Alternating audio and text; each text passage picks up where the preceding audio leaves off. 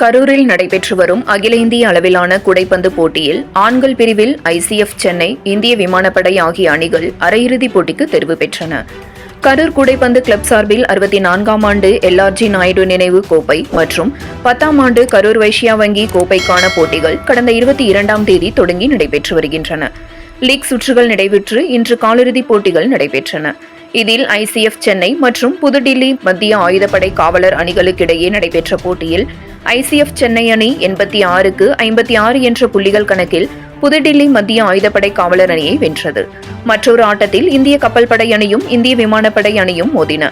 பரபரப்பாக நடைபெற்ற இந்த ஆட்டத்தில் இந்திய விமானப்படை அணி 90க்கு 85 என்ற புள்ளிகள் கணக்கில் இந்திய கப்பல் படை அணியை வென்றது. ICF சென்னை மற்றும் இந்திய விமானப்படை ஆகிய அணிகள் அரையிறுதிப் போட்டிக்கு தெரிவு பெற்றன.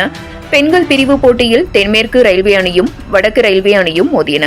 இதில் தென்மேற்கு ரயில்வே அணி 68க்கு 56 என்ற புள்ளிகள் கணக்கில் வடக்கு ரயில்வே அணியை வென்றது.